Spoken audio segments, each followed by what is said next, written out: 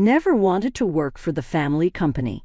Following honors in financial management from college, my aspirations were focused on leaving my own impression in the business world. Having already showed interest in my resume, several esteemed companies thrill me about starting from nothing in terms of my career, but other plans called for life. Alice Chen is my name. I was always the conscientious one. Tommy, my older brother, was the golden child with no wrongdoing capacity.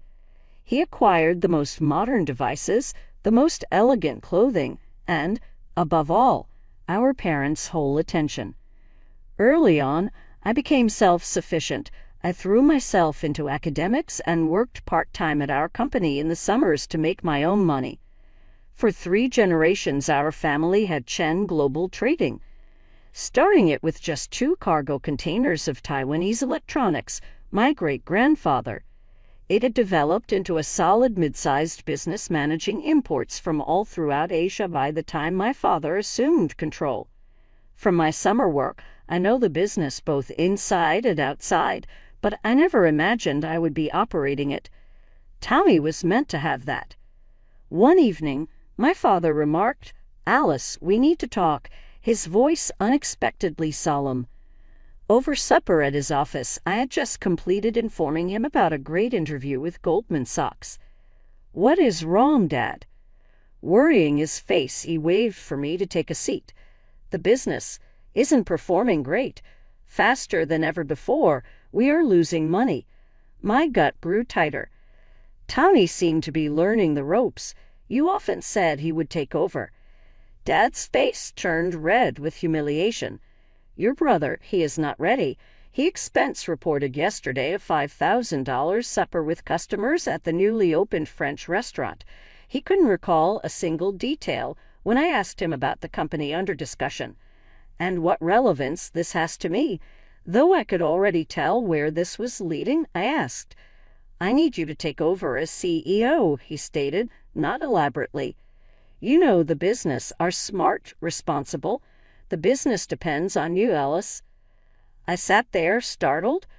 I had been informed years ago that Tommy's birthright was this. Suddenly, he lost control, and they wanted me to intervene and straighten things out. What about my own plans of employment? I voiced opposition. "Dad, I worked very hard for this.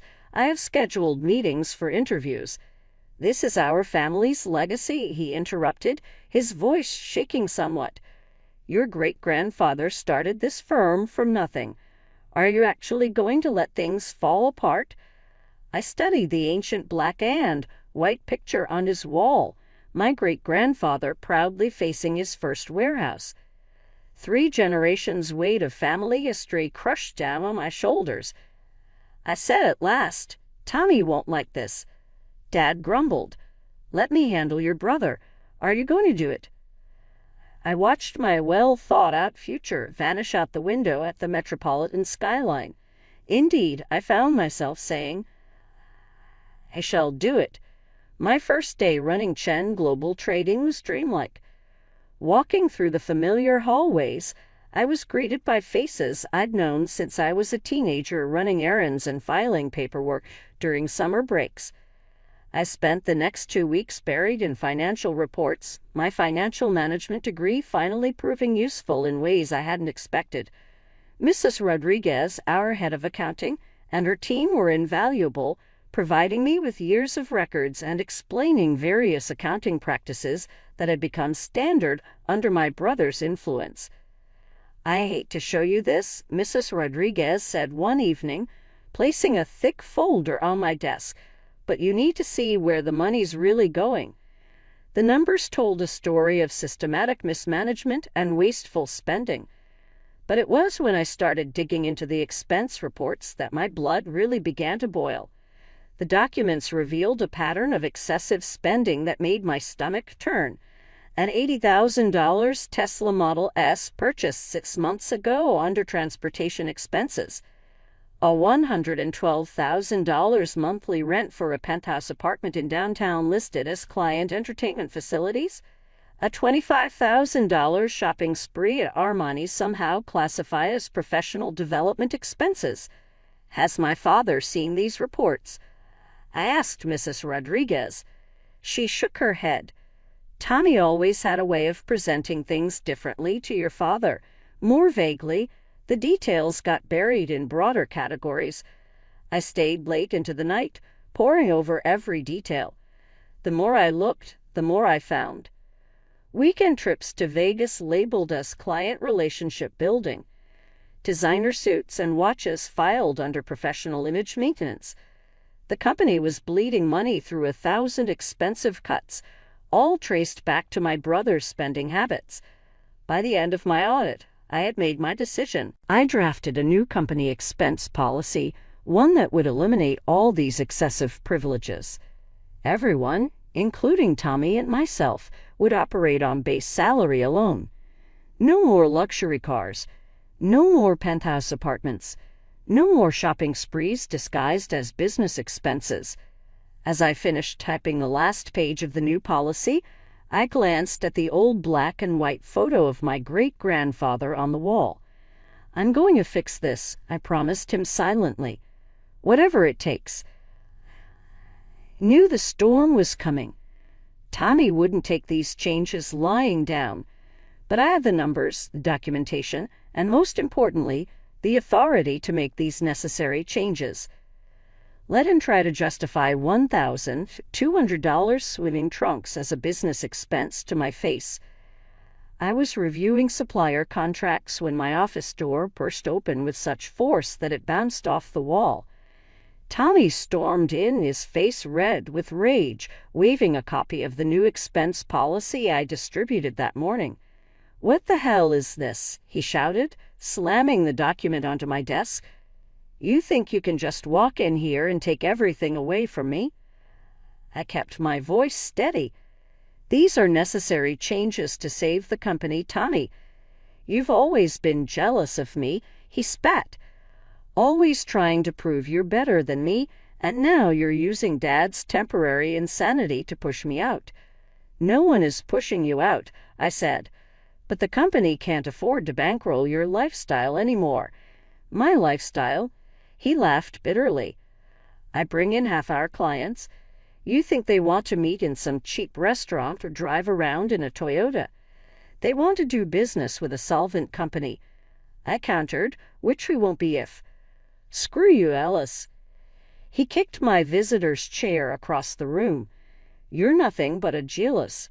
He trailed off, his face twisted in anger. Who couldn't stand seeing me succeed? With that, he stormed out, leaving papers scattered across my floor. I knew exactly where this was heading. Sure enough, that Saturday at our family dinner, I could feel the tension as soon as I walked in. Mom was unusually quiet as she served the pot roast.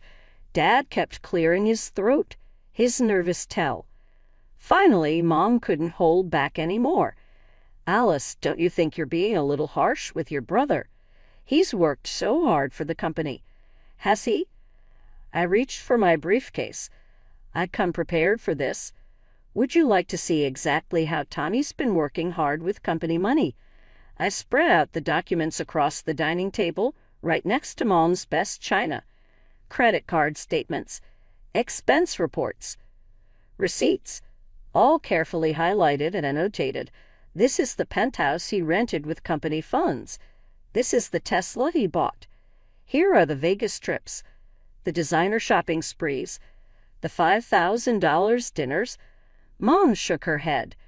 "He needs to entertain clients. With $1,200 swimming trunks?" I pointed to that particular receipt. "Or a $15,000 watch?" "Your brother has always had good instincts for business," Mom insisted. "He knows how to make people feel special." Dad had been silent, studying the documents with a deepening frown. "These numbers," he finally said. "Tommy, is this accurate?" Tommy, who'd been sulking at the other end of the table, shrugged. "It's all legitimate business expenses. Alice is just too rigid to understand how modern business works." "That's enough," Dad cut in. He looked tired, older somehow. "Alice is right about the expenses, Tommy.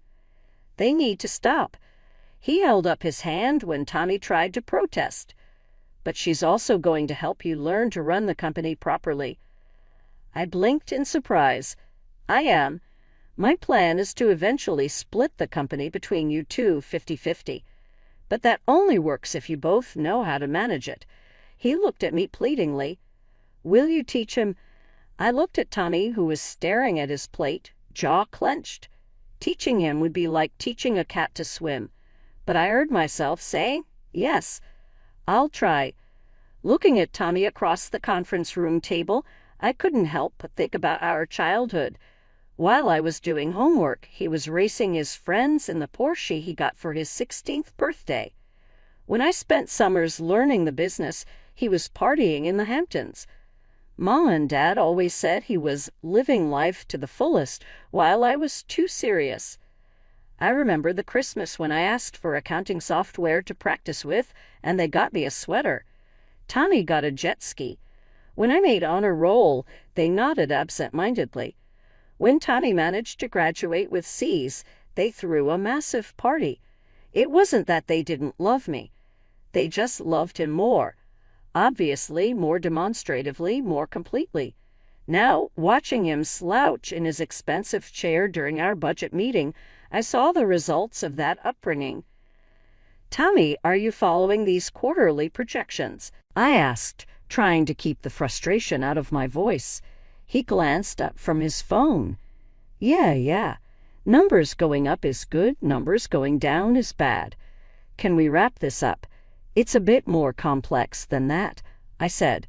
"These projections affect our inventory decisions for the next 6 months." He sighed dramatically but put his phone down. "Small victories." I made sure to invite him to every important meeting. Client negotiations, supplier contracts, strategy sessions. If it mattered to the company, I wanted him there. Most of the time, he just sat there looking bored, checking his watch or playing with his pen. But occasionally, he'd surprise me. "Why don't we try importing luxury pet products?" he suggested during one meeting.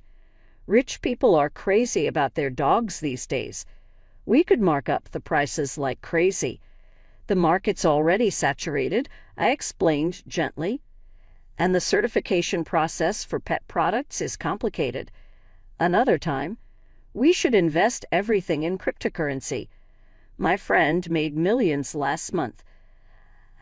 Had to take a deep breath before responding to that one. "We need more stable investments for company funds." His ideas were usually impractical or too risky, but at least he was thinking about the business. It was more engagement than I'd seen from him in years. During a meeting with our biggest client, he actually paid attention the whole time. Afterward, he said, "You're pretty good at this." The way you handled their pricing concerns. It was probably the first genuine compliment he'd ever given me. "Thanks, Tommy. Want to grab lunch and I can explain the negotiation strategy I used?" "Nah, got plans," he said, already heading for the door. "But maybe next time."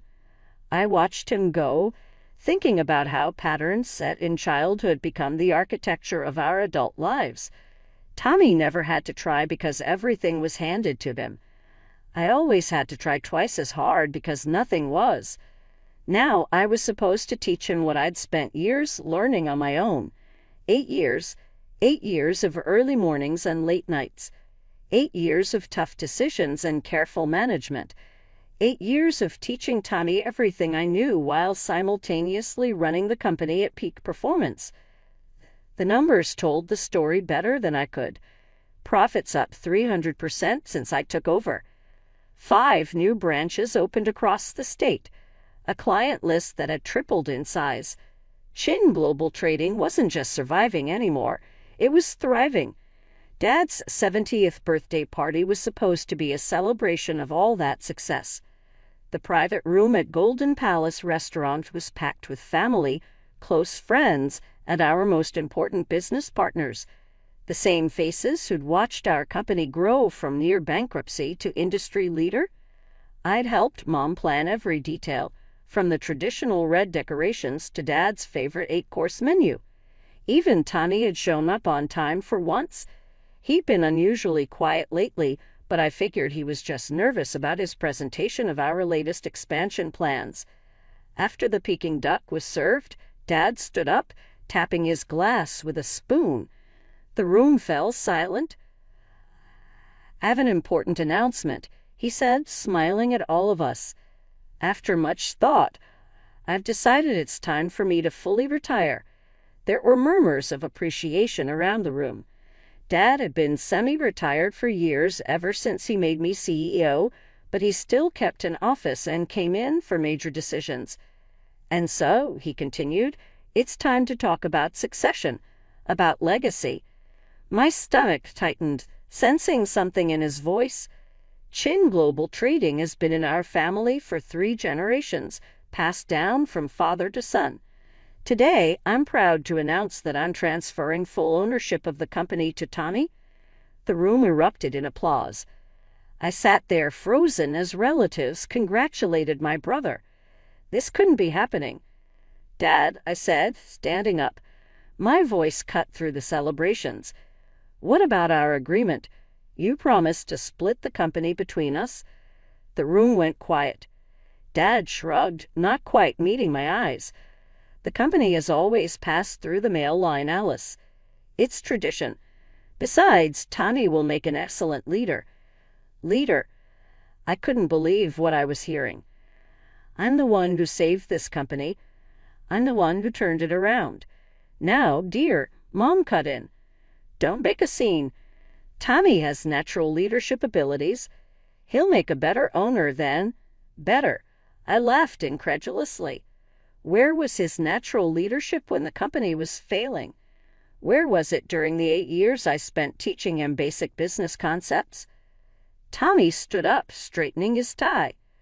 "Speaking of which, sis, you should start preparing to hand over your CEO duties. As the new owner, I'll be taking that position as well." He smirked at me across the table, the same smirk he'd had when he got that Porsche for his 16th birthday. When he took credit for my work in high school. When he spent company money like water because he knew he'd never face consequences. "You know what?"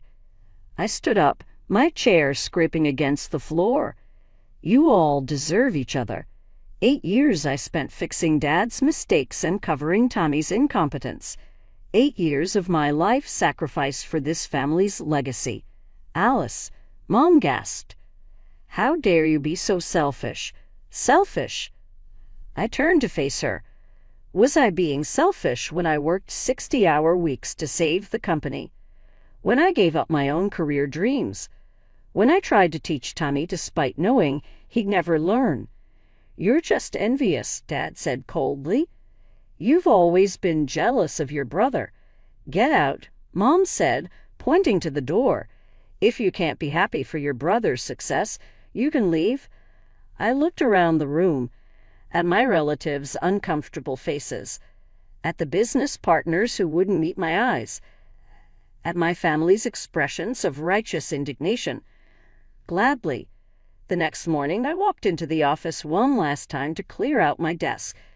Tommy was there, feet up on his new desk, my old desk, watching me pack. "Don't forget to leave your keys," he smirked. I dropped my resignation letter on his desk without a word. 8 years of my life packed into one cardboard box. Thankfully, I'd always lived well below my means. The savings I'd accumulated bought me a beautiful apartment in the historic district. I decided to take a few months off, something I hadn't done since college. The first signs of trouble at Chin Global Trading started 3 months later. Mrs. Rodriguez called me over coffee. "They fired me," she said, hands wrapped around her cup. Tommy said I was too old school in my accounting practices. Over the next few weeks, more calls came. Tommy had replaced most of the senior management with his college buddies. The new CFO was a guy he used to party with, who'd barely passed business school. "He's back to his old spending habits," reported James, my former VP of operations, who'd also been let go. bought himself a new Maserati as a company car. But that's not the worst part. The worst part, as it turned out, was Tommy's solution to their first major crisis. When their main supplier raised prices, instead of negotiating or finding a reputable alternative, Tommy switched to a sketchy supplier offering suspiciously low prices. "The products are garbage," Sarah from Quality Control told me before she, too, was fired. "Half of them are defective, but Tommy won't listen. Says we're being too picky." Within 6 months, the company had lost 3 major clients. Within 8 months, most of our long-term partners had jumped ship. The carefully built reputation I'd spent 8 years cultivating was crumbling in a matter of months. Heard it all through the grapevine, and I felt absolutely nothing. 1 year to the day after that fateful birthday dinner, my phone rang. Dad's name flashed on the screen. I almost didn't answer, but some remnant of daughterly duty made me pick up. "Alice," his voice sounded older, tired. "We need to talk." I waited, letting the silence stretch between us. "Tommy, he hasn't worked out as we hoped." He cleared his throat. "The company's in trouble. Real trouble." "I'm aware," I said flatly. "The business community isn't that big." I'd heard about their latest disasters through my professional network. "We need you back," he said. "You can name your terms. Full control. Whatever salary you want. Tommy will step aside." I couldn't help but laugh. "Now you want me back, after you threw away 8 years of my work because of tradition. This is our family's legacy, Alice. Your great-grandfather's company. You can't just let it die." "My great-grandfather's company died the day you chose your son's ego over your daughter's competence," I replied. "The company I built for 8 years? That's what's dying now, and I don't care." "How can you say that?" His voice rose. "This is your family's business. Your heritage. You have a responsibility." "No, Dad, I don't. Not anymore. You made your choice a year ago. Now you can live with it." "Alice, please." I hung up and blocked his number.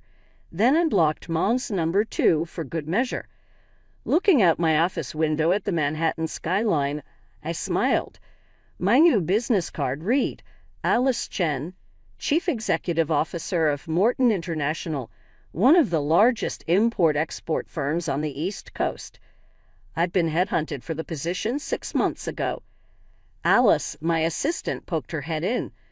"The board members are ready for your presentation." I gathered my papers, straightening my jacket. The quarterly results were excellent. We'd exceeded all projections, and I had plans to expand into 3 new markets. "Your strategy for the Asian markets is brilliant," Richard Morton, the company owner, had told me last week. "Best decision I ever made bringing you on board." The irony wasn't lost on me. Here I was, doing exactly what I'd always wanted to do. Being valued for exactly who I was. No family drama. No emotional manipulation. No brothers to babysit. Just pure business, run well. News travels fast in family circles, even when you've cut off direct contact. It was my cousin Jennifer who told me over lunch exactly 2 years after I'd walked out of Golden Palace Restaurant. They filed for bankruptcy, she said, stirring her coffee. Tommy had to sell everything. The house, the Maserati, even that ridiculous watch collection of his. I took a sip of my wine, letting the information settle. And he's moved back in with Aunt Linda and Uncle James. They converted their home office into a bedroom for him. Jennifer hesitated. "They're saying it's temporary, just until he gets back on his feet." I could picture it perfectly. Tommy in his childhood bedroom, Mom making his favorite meals, Dad making excuses for him. Some patterns really do never change. The details emerged over the following weeks through various family channels. The company's collapse had been spectacular, not just a failure, but a cautionary tale whispered about in business circles for years to come. The defective products had led to lawsuits. The mismanaged funds had led to debt. The alienated partners had led to isolation. Everything I'd built over 8 years had been dismantled in less than 2, leaving nothing but debts and broken relationships. Your father had to remortgage their house to cover some of the debts, my Aunt Maria reported during our monthly phone call. They're saying you could have prevented this if you'd come back when they asked. I started to chuckle at that. Actually laughed loudly in my corner office with Central Park visible. Under my direction, Morton International has just had its best quarter in corporate history. Last month, the Wall Street Journal ran a story on me applauding my creative approach to foreign commercial ties. They're still not getting it, are they? I said to Maria. This isn't about me deserting them. This is about them never really appreciating what they owned. Later that evening, I watched the sunset over the city from my penthouse balcony, bought with my own money, acquired by my own merit. I considered Tommy, who was back in our parents' house, most likely still blaming everyone but himself for what occurred. I considered Mom, who chose favoritism over justice, and Dad, who put tradition before ability. I considered that old black and white picture of my great-grandfather had on display at the office. I questioned if it had been auctioned alongside everything else or whether they had managed to save it from the liquidators. On my phone, a notification showed up. Another positive assessment of our company's performance under my direction. The title was Morton International CEO Transforms Company Culture, a New Era of Growth. Should I start to feel guilty? They all expect something like this. The relatives that still correspond with me. The ancient family friends who muffle about the prodigal daughter, allowing the legacy of their family to fade. They believe I should be tormented inside by what happened. But I'm not, because this is the reality regarding legacies. They have nothing to do with family customs or even architectural design or brand names. They concern morals. My great-grandfather developed his firm on honesty, diligence, and real commercial sense. Those ideas survived Chin Global Trading. They lived on through me, simply in another form.